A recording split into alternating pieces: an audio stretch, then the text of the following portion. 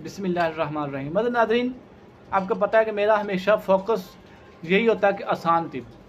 और लाहौर वर्कशॉप के अंदर जब मैंने ये नुस्खा पेश किया था, अपेंडिक्स का, ये बाजी को अल्लाह पाक ने शफा दी है, तो उस वक्त मैंने ये बात की थी कि बहुत सारे अपेंडिक्स के नुस्खे वहाँ पेश किए गए मेरे पेश करने के बाद। तो मैं बात कर रहा था कि यार नुस्खा वो बताएं जो आसानी से बनने वाला हो, हर तबीब की पहुँच में हो। ऐसा नुस्खा ना बनाए कि वो 2 माह लग जाएँ, 4 माह लग जाएँ, 6 माह लग जाएँ।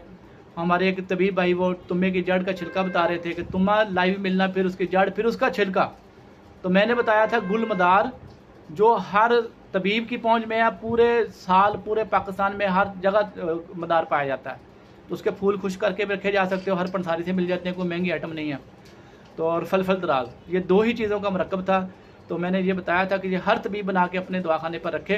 तो अल्लाह के फजल करम से ये बाजी को अपेंडिक्स की पेन हो रही, तो हमने ये नुस्खा दिया है, तो मालिक ने शफा दी और इनकी पेन रुकी है। जब पूरी रात से परेशान थी, इनकी पेन की तकलीफ़ और शिद्दत की वजह से सो नहीं सकी थी, तो हमने ये गुल मदार और फल दराज वाला नुस्खा दिया है। और अभी बाजी का बयान भी आपको सुनवाते हैं। तो नुस्खा पहले नोट फरमा लें कि आपने क्या करना है। गुल मदार 50 ग्राम, उनको अच्छी तरह फाइन पाउडर कर लें, और फल दराज जो है वो 10 ग्राम, दोनों को मिक्स करके एमरजेंसी डोज जो है वो 1 ग्राम है, यानी कि 1000 mg का कैप्सूल भी दे सकते हैं। और उसके बाद 2-4 खुराकें आप इनको 500 mg के हिसाब से, आधे माशे के हिसाब से बना कर दे दें। अल्लाह के फजल करम से कभी दोबारा अपेंडिक्स की दर्द नहीं होगी। और ये सब के सब तबीब भाई फ़ी सबीलिल्लाह अल्लाह की रज़ा के लिए दें, और हर तबीब के पास ये नुस्खा बना होना चाहिए। तो अभी हम बाजी का बयान आपको नोट करवाते हैं।